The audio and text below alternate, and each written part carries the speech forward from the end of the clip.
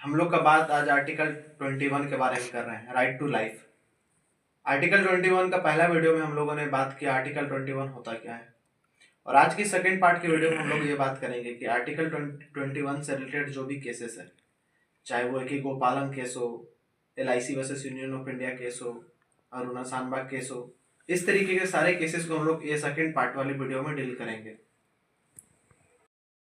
आइए दोस्तों, अब हम चलते हैं अपने वीडियो के सेकंड पार्ट में, जिसमें हम लोग बात करेंगे जो भी हमारे रिलेटेड केसेस है, सुप्रीम कोर्ट का क्या क्या जजमेंट है आर्टिकल 21 से रिलेटेड उसके बारे में।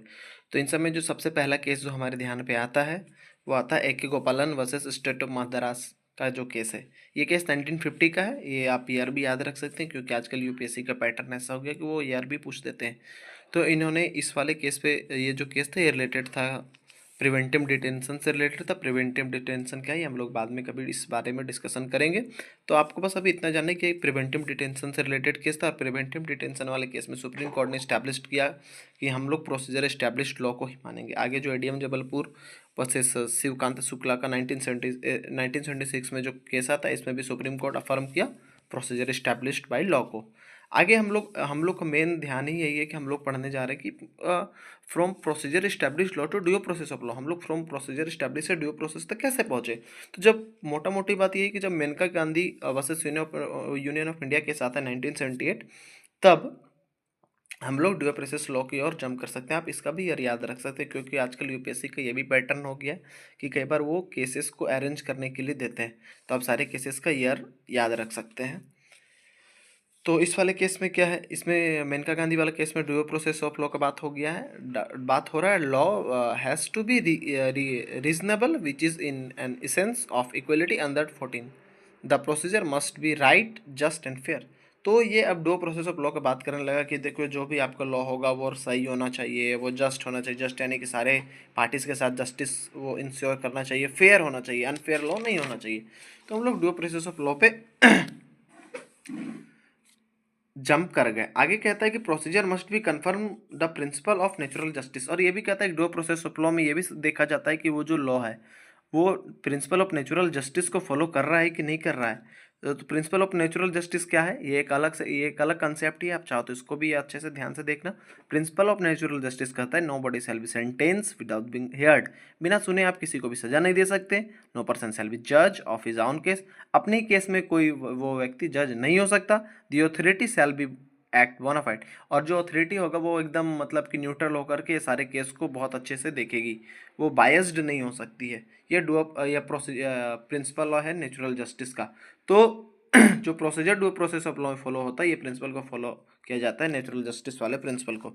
आइए और भी हम लोग केसेस को देखते हैं। एक और केस है Central Inland Water Transport Corporation Limited versus Brojonath Ganguly. 1984 में केस हुआ था। इसमें सुप्रीम कोर्ट ने कहा कि principle of natural justice are found in article 14 of the constitution.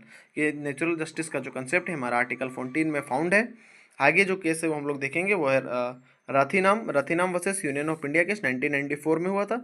इसमें सुप्रीम कोर्ट ने कहा कि ध्यान से सुनना, ये काफ़ी इंपॉर्टेंट है। सुप्रीम कोर्ट ने कहा कि हमारे पास if you have right to life then we also have the right to die. यदि हमारे पास जीने का अधिकार है तो हमारे पास मरने का भी अधिकार है।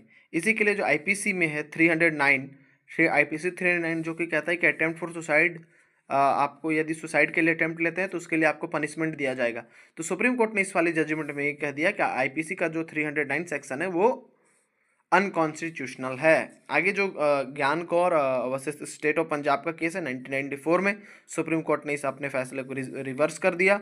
लॉ कमीशन का भी रिपोर्ट आया।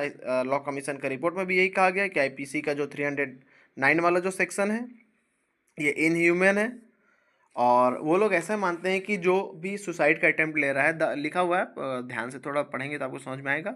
The attempt to commit suicide is a manifestation of a diseased condition of mind. कहता है को माइंड का डिजीज कंडीशन है। इट नीड ट्रीटमेंट और केयर, इसको ट्रीटमेंट और केयर चाहिए, पनिशमेंट नहीं चाहिए। इसी के लिए सुप्रीम कोर्ट ने अपने जजमेंट में इसको अनकॉन्स्टिट्यूशनल कह दिया। आगे जो हम लोग केस पढ़ने वाले काफ़ी इंपॉर्टेंट और काफ़ी famous, Aruna Shanbaug versus union of India case.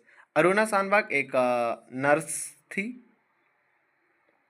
थी, काफ़ी ब्रूटली इनका रेप किया जाता है, इतने बुरा कि वो कोमा में चली जाती है, और आगे चल करके परमानेंट वेजिटेटिव स्टेज में चल जाती है। परमानेंट वेजिटेटिव स्टेज कहने का मतलब है कि वह अब बिना उनको ट्रीटमेंट मिले, बिना इलेक्ट्रॉनिक उनका जो भी मेडिकल सपोर्ट होता है, उन सब के बिना वो जीवित नहीं रह सकती और वो अब खुद से कुछ नहीं कर सकती है।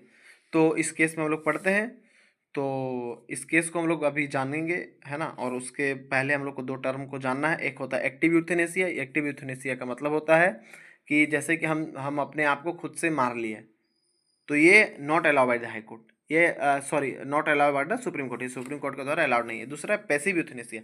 इनका जो कंडीशन है पैसिव यूथेनेसिया वाला कंडीशन है, रुना बाग का। पैसिव यूथेनेसिया में क्या होता है, ये अलाउड है सुप्रीम कोर्ट के लिए, लेकिन इसके लिए कुछ कंडीशन है। यूथेनेसिया मतलब क्या होता है, मारना।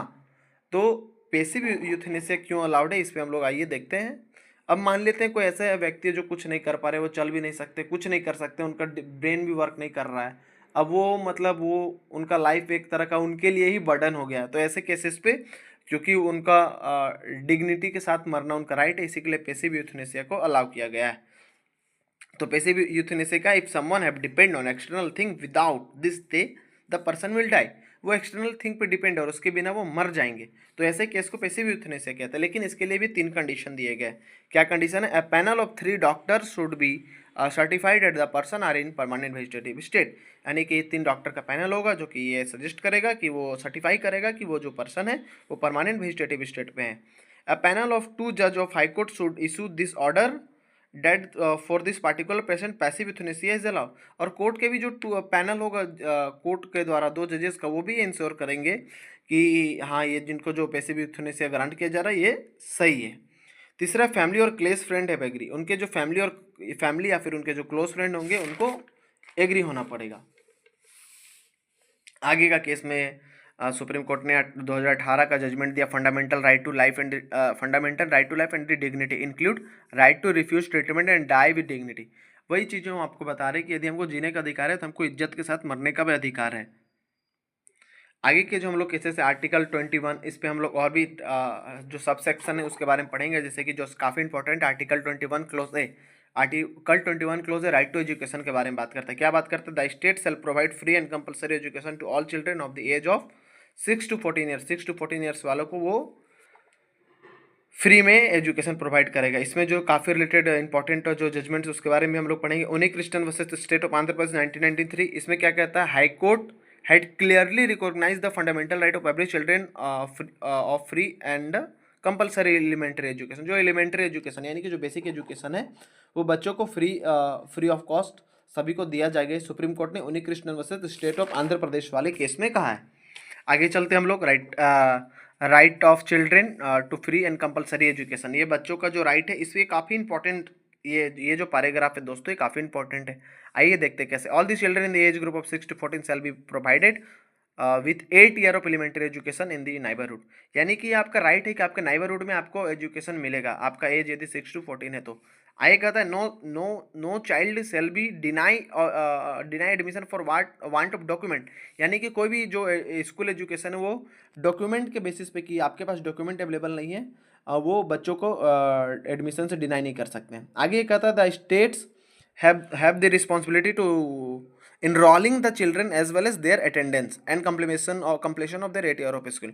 यानी कि यह एक्ट ये भी कहता है कि 3 रिस्पॉन्सिबिलिटी दे रहा है कि भाई आपको इनरोल भी करना होगा, आपको बच्चों को क्या है कि उसका अटेंडेंस भी इंश्योर करना होगा, और 8 ईयर के वो स्कूलिंग कंप्लीट कर ये भी आपको इंश्योर करना होगा। ये सारे गवर्नमेंट स्कूल्स के लिए। लास्ट में जो प्राइवेट स्कूल्स के लिए वो ये है, all private school shall enrol children from the weaker section of the society up to 25% of their enrolment. यानी कि लगभग 25% बच्चों को जो बीपीएल सेक्शन से हैं, जो इकोनॉमिकली कमज़ोर है, वैसे सेक्शन से सारे प्राइवेट स्कूल्स को लेना होगा, ये मैंडेटरी है, ये किया गया उन लोगों के लिए। आगे एक जो काफ़ी इंपॉर्टेंट टॉपिक है, डिटेंशन पॉलिसी से रिलेटेड, उसका हम लोग बात करते हैं। डिटेंशन पॉलिसी मतलब होता है जैसे आप एग्जाम्स पे फेल हो जाते हैं तो कई बार आपको रोक दिया जाता है इससे related. Initially there was no detention policy but due to bad performance parliament amend the constitution and give power to the state to decide whether they want no detention or else. तो पहले हमारा detention policy नहीं था, लेकिन अब बच्चों का performance ठीक नहीं था, इसी के लिए सुप्रीम कोर्ट ने, पार्लियामेंट ने ये कहा कि भाई आप डिसाइड कर लो whether you want to accept the detention policy और नॉट। तो डिटेंशन पॉलिसी रिलेटेड एसोचैम जो कि इस फील्ड में काम करता है उसका क्या मानना है, यहाँ पे हम लोग उसको पढ़ेंगे। उससे पहले एक और एसोचैम का दो दो ऑब्जर्वेशन है, एक डिटेंशन पॉलिसी से रिलेटेड है, ये सेकंड वाला। फर्स्ट वाला पहले हम लोग देखते हैं। एसोचैम का जो पहला ऑब्जर्वेशन है वो क्या कहता है। एसोचैम के ऑब्जर्वेशन ये कहता है, there is 50% shortage of teacher across all government run schools, the already over burden teachers were not given any training. और देखो टीचर्स का कमी है लगभग 50%। कहता है कि जो टीचर है उनका कोई ट्रेनिंग नहीं दिया जाता है। क्या चीज़ का training, how to carry out the criminal reform. They had very little idea on what to evaluate and how to evaluate. उनका बहुत कम नॉलेज है कि क्या एवेल्यूएट करना है, कैसे एवेल्यूएट करना है। आगे चलते हैं दोस्तों, जो लास्ट टॉपिक तो है हमारा डिटेंशन पॉलिसी से रिलेटेड, जो एसोचैम का मानना है। एसोचैम ने ये ऑब्जर्व किया कि there is no research to suggest that the quality of learning improve if the child goes over the same curriculum again. कहता है कि ऐसा कोई भी रिसर्च स्टडी नहीं है कि आप बच्चे को फिर से वही क्लास में रोक देंगे तो फिर उस बच्चे का जो क्वालिटी एजुकेशन क्वालिटी वो अच्छा हो जाएगा। In contrast a growing body of scholarly literature has emphasized that the detention damages the moral of student, eventually forcing many of whom among to the marginal section to quit। और देखो, एक तो आपके पास कोई ऐसा डेटा नहीं है कि आप बच्चे को एक साल के लिए या जितने भी साल के लिए डिटेन कर रहे, रोक रहे, उसके सीनियर क्लासेस में प्रमोट नहीं होने देने जा रहे, तो आपका बहुत क्वालिटी इंप्रूव हो गया। और दूसरा बात ये भी है कि आप यदि बच्चों को रोक रहे हैं तो अल्टीमेटली कहीं ना कहीं उनका मोरल वैल्यू बहुत लो हो जा रहा है, आप उनको डिमोरलाइज करने का काम कर रहे हैं। और साथ ही साथ ऐसे में ये भी देखा गया कि बच्चे काफ़ी क्विट कर रहे हैं। तो हम लोग को डिटेंशन पॉलिसी का ज़रूरत नहीं है अभी, कुछ हद तक हम लोग ऐसा मान करके चल सकते हैं। तो दोस्तों, आर्टिकल 21 के सेकेंड पार्ट के वीडियो में फ़िलहाल इतना ही। Bye bye.